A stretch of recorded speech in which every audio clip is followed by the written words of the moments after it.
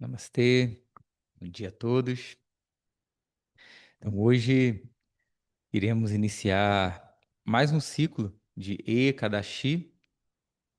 Ekadashi significa o 11º dia, 11º dia das duas fases da Lua dentro do calendário védico, que é um calendário lunar. O mês está dividido em duas partes, na fase clara e na fase escura, Shukla e Krishna Paksha. A fase clara, ela vai desde da lua, quando ela começa, da lua nova, que ela vai se tornando, ela vai crescendo, né, até a lua cheia, e a fase escura vai ser toda essa fase em que a lua vai minguar novamente. Então, ele é dividido nessas duas etapas, e Ekadashi significa o 11º dia, depois do início dessa fase clara e depois do início da fase escura. Então, temos dois Ekadashis por mês. E esse Ekadashi é um dia especial para sadhana, para práticas espirituais, para jejum também, seja um jejum mais completo, ou de frutas, ou apenas de grãos, cereais e leguminosas. E a história de Ekadashi, ela está, creio que alguns de vocês já ouviram a história lá na plataforma, não sei se todos já ouviram ou não, mas Ekadashi existem duas histórias principais relacionadas a esse dia. Então, é um dia dedicado a Vishnu, né? Esse aspecto de Deus que preserva o universo inteiro. E uma das histórias diz que uma vez Vishnu, ele foi visitar Yamaraja. Então, Yamaraja, ele é o senhor do Dharma, é chamado de Dharmaraja também, mas ele é o senhor da morte, né? Ele é a própria morte. E aí ele lá visitando Yamaraja, ele começa a ouvir as pessoas num sofrimento muito grande. Todos aqueles, tanto que morreram como que ainda estão vivos, mas que estão ali sofrendo devido ao seu próprio papam, aos seus próprios karmas negativos, que acaba nos deixando desprotegidos. Então, é dito que dentro dessa história, né, existe Papa Purusha, que seria um ser, uma encarnação do Papa, tanto do Papa individual como do Papa coletivo de toda a humanidade. E aí é dito que esse Papa, ele ficava lá atrás das pessoas, perturbando elas. Como acontece na nossa vida, né? O nosso Papa, o fruto de nossas ações inadequadas, eles ficam como que uma sombra atrás de nós, nos perseguindo e nos perturbando, né? A nossa mente fica perturbada com nossos padrões mentais negativos, com o nosso emocional desequilibrado, com as emoções fora de lugar, né? Já que todas as emoções elas têm o seu papel, mas elas podem estar ali deslocadas, né, de uma forma não auspiciosa, né?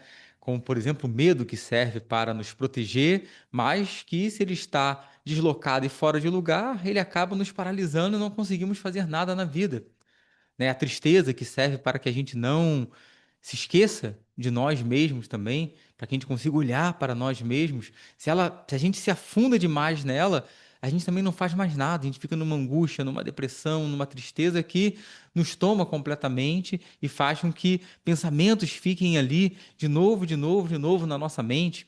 Então, esse papam, que não é apenas uma coisa externa do que está acontecendo, mas daquilo que acontece dentro e fora de nós, como um reflexo daquilo que se passa dentro da gente, já que nossa realidade ela é criada por pensamentos, sentimentos e pelas nossas escolhas e ações que vão ter como base esses pensamentos, sentimentos, nossos padrões, nossos valores, nossas crenças. Com base em tudo isso, nós agimos no mundo e essas ações vão criando realidade. Então, o papam, ele é o fruto inadequado de nossas ações físicas, né, na ação no mundo, sejam ações emocionais, mentais, verbais. Ele é o resultado dessas ações inadequadas, como um pensamento ruim sobre você, que você fica aquilo de novo na cabeça, é um papam, é uma forma de sofrimento. Então, tudo aquilo que causa uma dor, um sofrimento, é chamado de papam. Então é dito que esse papam ele ficava lá atazanando todo mundo e as pessoas numa lamentação, num sofrimento muito grande. E ele, movido de compaixão, ele manifesta de si mesmo essa força espiritual, chamada de Ekadashi, já que era o 11º dia.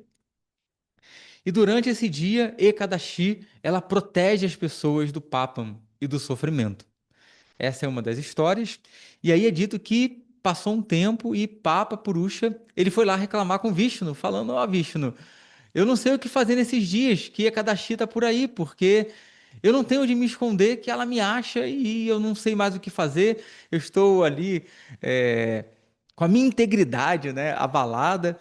E aí Vishnu fala para ele: então você faz o seguinte, no dia de Kadashi você deixa de perturbar as pessoas e vai para, se esconde nos grãos. Lá e a Kadashi não vai te procurar e você vai poder ficar lá e as pessoas vão ter paz também e assim fica tudo certo. E aí é uma das histórias ali, claro, simbólicas, né?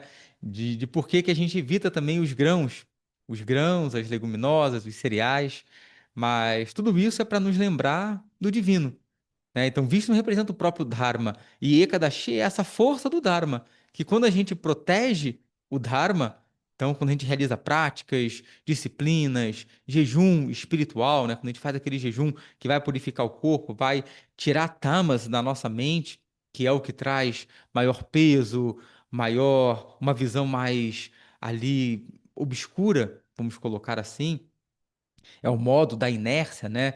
É o modo ali que deixa a nossa mente letárgica, sem consciência, sem clareza, sem discernimento. A gente consegue eliminar um pouco desse tamas e oferecendo isso a Ishvara, ao divino, um processo espiritual no que você traz o divino na sua mente. E aí, como fruto de nossas disciplinas, nós temos como reduzir esse pápano. Quando a gente protege o Dharma, que são os valores, nos protegem também desses efeitos inadequados de nossas ações. Nos protege desse papam. Tanto dos novos papams que ficamos gerando o tempo inteiro, e punyam também, que são karmas positivos, tudo é uma mistura, como daqueles do passado. Então, ações auspiciosas que realizamos hoje, muitas vezes conseguem neutralizar efeitos negativos de ações do passado. Então, as orações, o jejum, todas as disciplinas que vamos realizando, elas vão rompendo com papams do passado, vão atenuando e vão evitando que a gente crie mais papam, mais karmas negativos. Então, por exemplo, a uma forma de papam são as nossas crenças, aquilo que pensamos sobre nós mesmos, sobre a vida, que faz com que a gente fique ali girando em ciclos. Porque eu penso algo, esse algo faz com que uma química se libere em meu corpo, e aí eu passo a trazer sentimentos que vão nutrir mais meus pensamentos, que vão se traduzir na forma de ações, e as ações vão vir o resultado. Agora, se essas crenças, ideias, pensamentos são limitantes a respeito de quem eu sou, eles vão ficar gerando papo para mim. E como fruto das minhas disciplinas que eu busco elevar a minha mente, meu emocional, trazer clareza, um maior discernimento, um questionamento, viver uma vida de valores, uma vida em que a espiritualidade permeia a vida, eu vou conseguindo modificar esses padrões. E quando eu modifico um padrão mental, algo que me limitava deixa de me limitar. Então, aquele karma eu consigo romper. Aquilo que está como a semente de novos karmas. E eu passo a lidar com a vida, a enxergar a vida, quem eu sou, de uma forma diferente. E dessa forma nós vamos depurando esses karmas. Karma não é um castigo. Karma é apenas ação e o fruto da ação, o resultado da ação. A minha ação que vai interagir com essa ordem cósmica. E como a ordem cósmica, são todas as leis que regem esse universo, seja as leis que regem meu corpo, minha fisiologia, meu emocional, a mente, que rege todas as leis da química, da física, da biologia, todas as leis cósmicas, energéticas, é Ishvara. É chamado de Ishvara dentro dessa tradição, que é o próprio divino. Então, as minhas ações interagem com o divino, não na forma de um ser superpoderoso que está te julgando e falando você foi mal, você vai agora para o inferno e você foi bonzinho, você vem aqui para o céu. Não, não é nada disso. É fruto de ação. Ação que interage com essa ordem cósmica, que é a forma como o divino governa esse universo, e dessa interação, da sua ação com essa ordem, o melhor que pode vir vem, como resultado de suas ações, de suas escolhas, de seus pensamentos, de suas crenças, de suas emoções. Então, as disciplinas, elas vão atenuando esse karma. E Ekadashi é um dia especial para isso, no qual milhares de pessoas no mundo inteiro estão realizando práticas com o mesmo propósito. Isso traz uma força de coletivo, uma força de egrégora muito grande que intensifica muito todos os frutos dessas sadhanas. Uma outra história de Ekadashi está que Vishnu tinha uma asura, que é um ser com tendências, era chamado de seres demoníacos, né? Mas não é uma boa tradução, mas seres com tendências ruins e adármicas, estava ali perturbando, levando caos, violência para o universo inteiro. Um asura muito poderoso, chamado de Mura. E aí Vishnu, ele, devido à oração das pessoas, ele se manifesta e começa a travar uma batalha contra esse Asura, contra esse Mura. E é dito que ele passa um período muito grande numa batalha, ele é um Asura muito poderoso, e eles ficam muito tempo numa batalha, milhares de anos numa batalha. E aí é dito que em determinado momento, Vishnu, ele vai descansar, né? É dito que ele se passa ali como se ele estivesse fragilizado e cansado e vai descansar numa caverna. E ali ele adormece, ele entra num estado de interiorização. E nesse momento, Murai ele vai seguindo ele e aproveitando que Vishnu está dormindo, ele vai pelas costas de Vishnu para acabar com esse Vishnu. Ele começa a ter uma raiva muito grande desse Vishnu. Só que no momento que ele pega a espada para acabar com Vishnu, do coração de Vishnu se manifesta essa Devi, Ekadashi, que é uma forma feminina, né? Uma Shakti, uma Devi de Vishnu, se manifesta ali e ela faz apenas um mantra, Hum, e sem maior esforço, ela acaba ali com esse Murá, com esse Asura, com esse Papam. Então, essa história fala de Vishnu, que é o próprio Dharma. Então, Ekadashi é aquela que protege o Dharma. Então, quando nós protegemos o Dharma, nós ficamos protegidos também, como na outra história, né, dos frutos inadequados de nossas ações. Então, essa introspecção, né, visto numa caverna, ele entra numa caverna, representa a caverna do nosso próprio coração.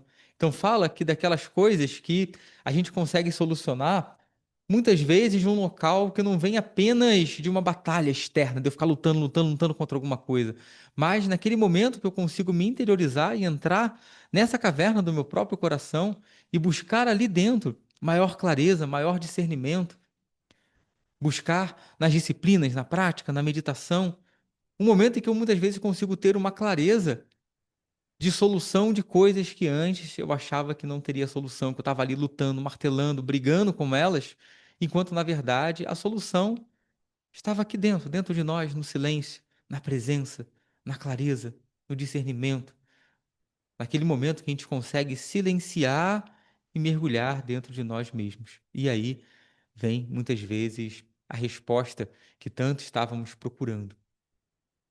Então, esse são os simbolismos de Ekadashi, então um dia especial para Vishnu, para essa força do próprio Dharma. Então, é um momento sempre da gente rever nossos valores, nossas ações, nossas condutas, ver se nossas escolhas e ações estão alinhadas ou não com o Dharma e fazer esse alinhamento. Então, um dia ali de práticas de meditação, de introspecção. Então, esses Ekadashi, existe uma vrata muito importante, uma vrata muito auspiciosa, que é uma vrata anual. Então, vrata significa uma disciplina, um compromisso que você trava com você mesmo, porque você quer. Não é nada imposto, nada que precisa fazer ou tem que fazer, mas é algo que você faz porque você quer fazer, porque aquilo é importante e significativo. E dentro de cada Ekadashi, eles têm uma história.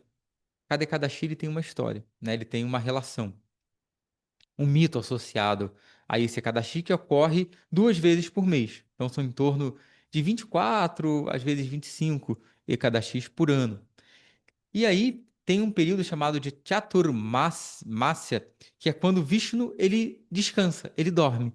Então na Índia é um período que é um período de maior introspecção, porque casa com as monções. Então, é um período na Índia de 3, 4 meses que chove muito. E aí fica difícil o trânsito, uma movimentação mais externa, ela se torna mais difícil. Não que não aconteça, acontece, mas ela diminui um pouco devido à intensidade das chuvas, que tem lugares que ficam completamente alagados. Então há uma diminuição dessa atividade externa e aumenta um processo de uma atividade interna.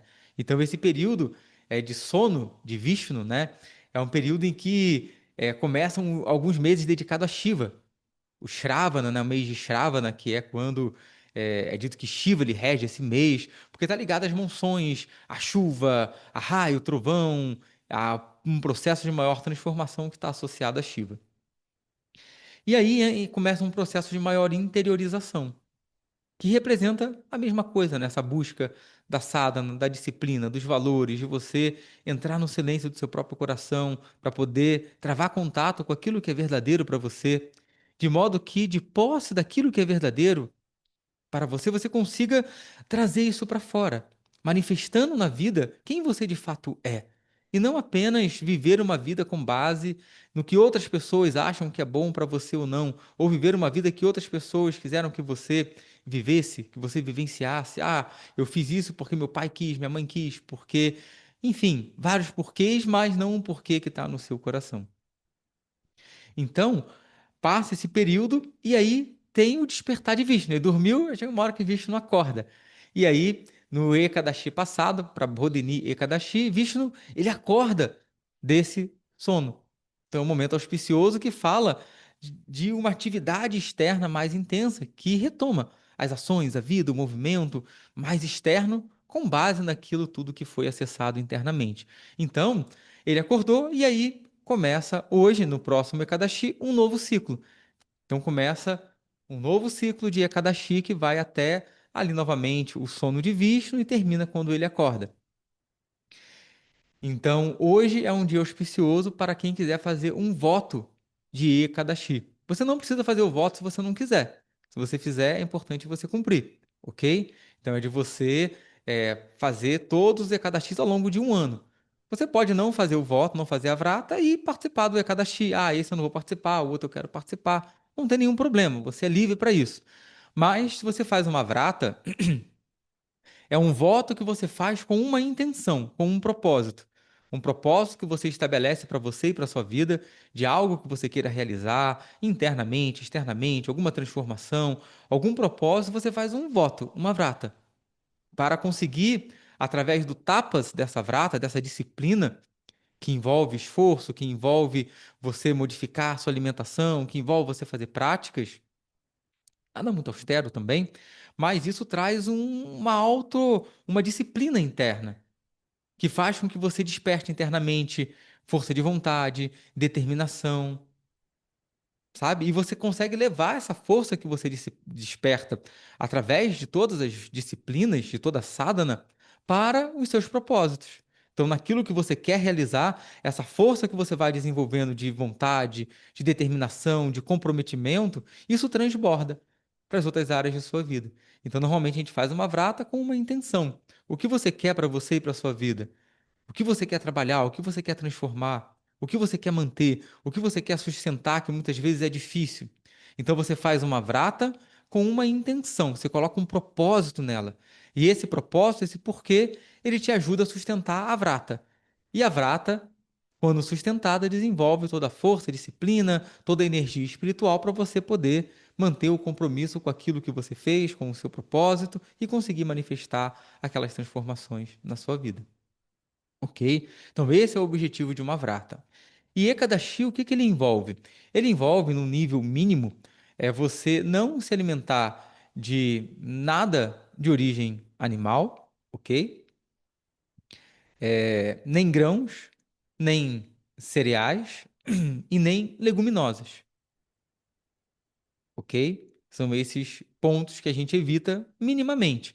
Então, arroz, os feijões, lentilhas, né, grãos, grãos todos, né, grão de bico, tudo aquilo que dá em vagem, você não vai se alimentar durante esse dia né? De nenhum cereal também, nem aveia, enfim, nenhum dos cereais você vai se alimentar e nem de nada animal. De nada animal é importante você não se alimentar com nada animal sempre, ok? Mas se você ainda se alimenta com algo de origem animal, que você consiga no ZKX e nas segundas-feiras, pelo menos, um dia na semana, começar um processo de diminuir isso, porque isso vai te trazer maior clareza e vamos evitar aí se alimentar e provocar, né, tanto sofrimento na vida de outros seres, coisa que queremos evitar, que estamos buscando para a nossa vida, né? Então precisamos de ter esse alinhamento, é algo muito importante, né?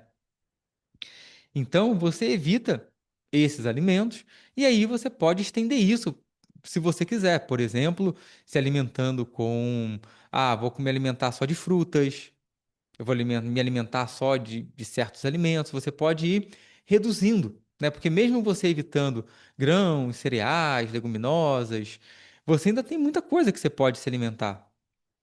Muita coisa. Você tem as raízes todas que você pode comer, as verduras, você tem uma infinidade, né, de alimentos que você pode se alimentar muito bem durante Ekadashi.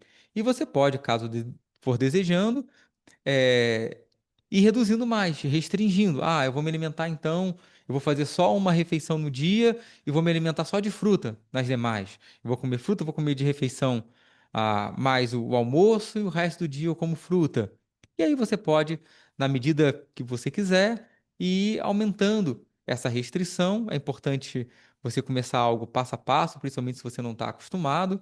E também, dependendo da sua constituição, vai ser mais adequado ou não você fazer um jejum maior ou menor. Mas é importante você fazer isso com clareza, com discernimento, com cuidado, ok? E aí você pode fazer pela sua escolha, da forma como você quiser. Lá na plataforma tem um e-book, e nesse e-book tem falando exatamente os alimentos que você pode evitar, o que você pode consumir em cada uma dessas etapas, e aí você escolhe aquilo que se encaixar melhor no seu momento, na sua vida, na sua rotina. Ok? Então, todo Ekadashi nós fazemos também uma meditação, como Vrata, já como prática, e fazemos isso de uma forma coletiva. Então fazemos uma pequena meditação e cantamos o mantra Om Namo Bhagavate Vasudevaya, que é um mantra dedicado a Vishnu. Vasudevaya é tanto o nome de pai de Krishna, como um nome também atribuído a Krishna, e Vasu também representa aquele que tudo permeia, né? Esse divino que permeia todas as coisas. É essa visão que a gente traz de Deus manifesto na forma do universo inteiro, em cada folha, em cada brisa, nas águas, no oceano, na chuva, em cada folha, em cada animal, em cada ser, o divino manifesto na forma do universo inteiro. Então, é a forma como nós trazemos essa visão de Deus, né? Não apenas um Deus que está separado, mas um Deus que é como um dançarino, né? Que você não tem como separar a dança do dançarino. Então, aquele que permeia todas as coisas, assim como o dançarino permeia a dança. A dança não existe sem o dançarino. Assim como todo esse universo, ele só existe porque Deus está ali presente em todo ele. E Bhagavate é aquele que possui todas as bhagas, todas as riquezas. Então, todas as riquezas desse universo são riquezas do divino.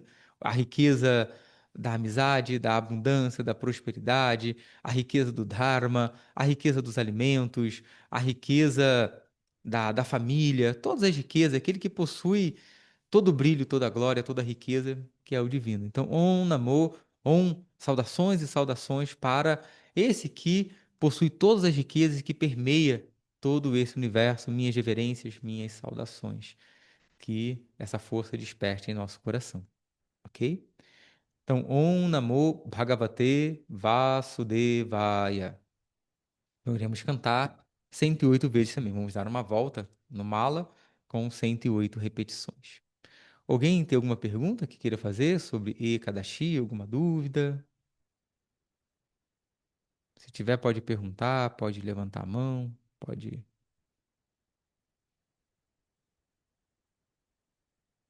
Professor, Sim, Carolina, pode bom falar. dia.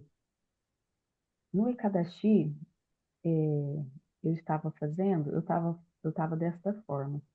Era só fruta e chá. Só que eu só comia a hora que dava fome. Eu não determinava só uma refeição. Tá certo? Como, desculpa, ficou um pouco baixo, eu não consegui te ouvir. Você falou que comia só quando te dava fome? É isso? É. E no Sim. estipulação, vou fazer só almoço e janta. Não, às vezes eu ficava a manhã inteira sem comer, comia mais vezes à tarde. Aí eu beliscava fruta e ia tomando chá. Como você quiser. Aí uma refeição foi só um exemplo. Mas você pode fazer como Tá, fizer sentido para você e como você quiser, ok? ok. É E a sua seja no, escolha mesmo, tá? Não tem uma forma assim, ah, é só assim, é só de um jeito, é só de outro jeito. É como fluir para você, como você quiser, tá? Só comer uma refeição foi só um exemplo, né, do que pode ser feito, que pode ser só, enfim, como você quiser. Como você está fazendo, tá entendi, ótimo, ficou claro. tá? E É se da eu já forma que tiver funcionar para você,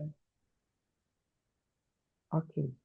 E ok? se eu já não tiver agora todo o meu Sankalpa formado, eu posso acabar de escrever ele no decorrer do meu dia? Pode sim, Tá, pode sim. obrigada. Traz a Namaskar. essência dele nesse momento, né? E aí você vai trazendo clareza na medida que o tempo for passando, você vai delineando melhor esse propósito, esse sankalpa, né? É, eu tinha me esquecido do Tadashi, não tinha certeza, e aí eu não escrevi. Sem problemas, Tá, tá? obrigada. Né? Realmente vai. Ou alguém mais gostaria de perguntar alguma coisa? Não? Então vamos para a nossa meditação.